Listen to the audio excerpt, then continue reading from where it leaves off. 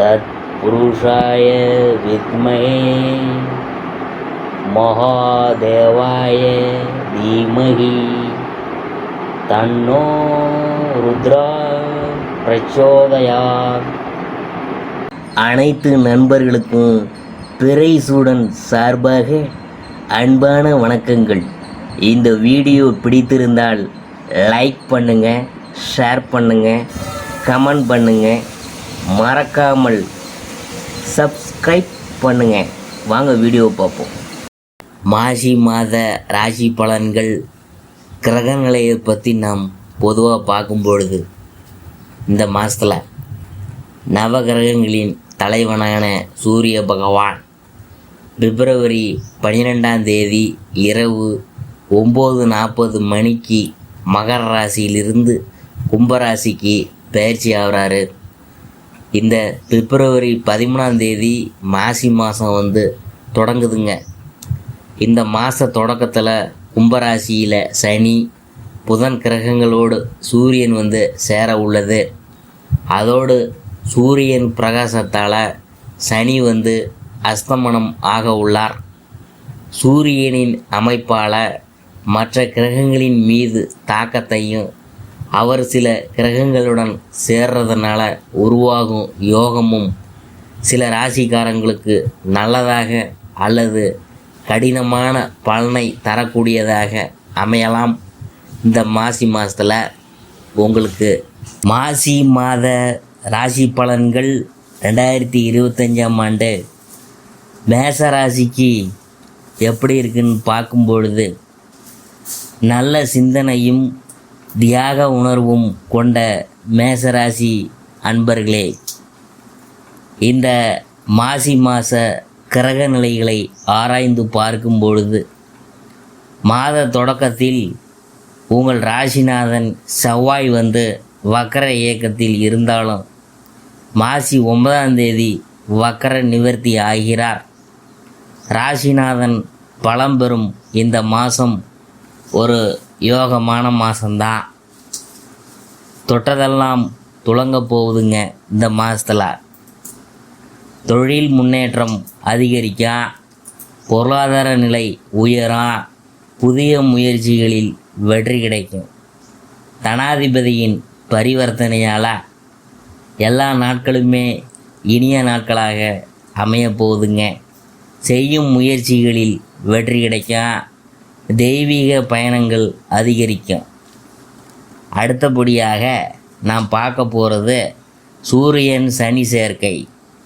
அதை என்னன்னு பார்க்கும் பொழுது, இந்த மாதம் முழுவதும் கும்பராசியில் சூரியனும் சனியும் சேர்க்கையும் பெற்றிருக்கிறார்கள். பஞ்சமாதிபதி சூரியனும் லாபாதிபதி சூரியனும் லாபஸ்தானத்தில் சேர்க்கை பெற்றிருப்பது நல்லது தான். பகை கிரகமாக இருந்தாலும் ஒரு சில வழிகளில் நல்ல மாற்றங்களை கொடுக்க போகுது. குறிப்பாக படித்து முடித்த பிள்ளைகளின் உத்தியோகத்திற்காக ஏற்பாடு செஞ்சுருந்தீங்கன்னா அதெல்லாம் கிடைக்கும். அதன் மூலம் உதிரி வருமானங்கள் சேரா. வருங்காலம் நலமடைய புதிய திட்டங்களை தீட்டுவீங்க. தொழில் வளர்ச்சி சிறப்பாக இருக்கும். இருந்தாலும் இடையிடையே சிறு சிறு தடங்கல்கள் வரலாம். இருப்பினும் கடைசி நேரத்தில் காரியங்கள் கைகூடி வரும். வெளிநாட்டு அழைப்புகளை பற்றி சிந்திப்பீங்க. அடுத்தது செவ்வாய் வக்கர நிவர்த்தி. அதை பற்றி பார்க்கும் பொழுது, மிதுன ராசியில் சஞ்சரிக்கும் செவ்வாய் மாசி 9ஆம் தேதி வக்கர நிவர்த்தி ஆகிறாரு. ராசிநாதன் பலம் பெற்று சகாயஸ்தானத்தில் சஞ்சரிக்கும் போது எல்லா வழிகளிலும் நன்மை கிடைக்கும். எடுத்த காரியங்களில் எளிதில் வெற்றி பெறுவீங்க. தொழிலில் இருந்து வரும் பணியாளர் தொல்லை அகலப் போகுதுங்க. பாதியில் நின்ற பணிகள் மீதியும் தொடரும். உடன்பிறப்புகளின் வழியே சுப செய்தி சேரும். உத்தியோகத்தில் மேலதிகாரிகளின் இணக்கமாக நடந்து கொள்வீங்க. வரவேண்டிய பாக்கிகள்லாம் வசூலாகும். வழக்குகள் உங்களுக்கு சாதகமாகும்.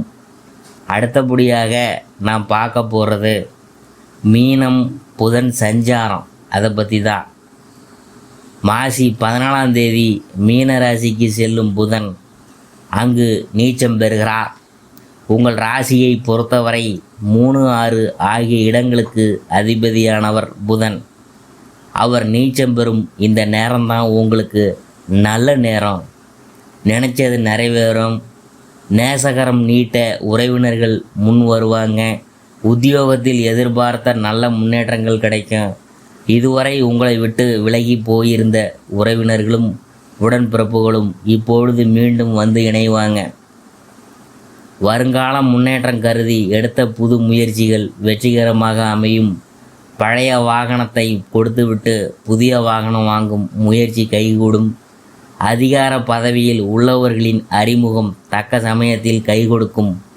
உத்தியோகத்தில் முக்கிய பொறுப்புகளை மேலதிகாரிகள் வழங்குவர். பொது வாழ்வில் உள்ளவங்களுக்கு பொறுப்புகளில் மாற்றம் ஏற்படும். வியாபாரம் மற்றும் தொழில் செய்கிறவங்களுக்கு வாடிக்கையாளர்களின் எண்ணிக்கை அதிகரிக்கும்.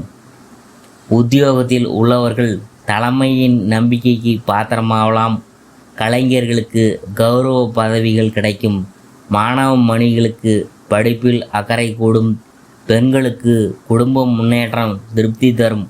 கொடுக்கல் வாங்கல்கள் சீராகவும் சிறப்பாகவும் இருக்கும். இந்த மாதம் செவ்வாய்க்கிழமை தோறும் முருகப்பெருமானை வழிபடுறது நல்லது.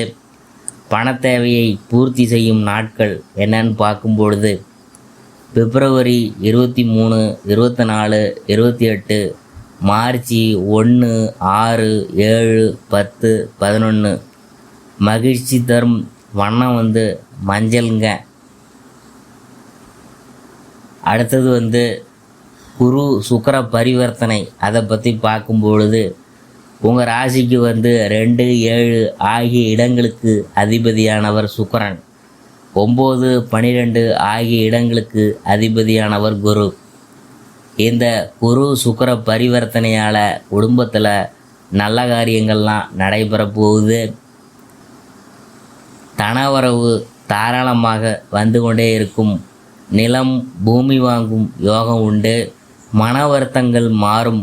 தொழில் வியாபாரம் போன்றவை முன்னேற்றமான பாதையில் நோக்கி செல்லும். இழந்த செல்வாக்கை மீண்டும் பெறுவீங்க. பயணங்கள் பலன் தரும். ஆடை ஆபரண சேர்க்கை உண்டு. அரசியல் களத்தில் உள்ளவங்களுக்கு புதிய பொறுப்புகள் கிடைக்கும். வாடகை கட்டடத்தில் நடைபெற்று வரும் தொழிலை சொந்த கட்டடத்தில் மாற்றலாமா என்று நீங்கள் சிந்தித்து கொண்டு இருப்பீங்க.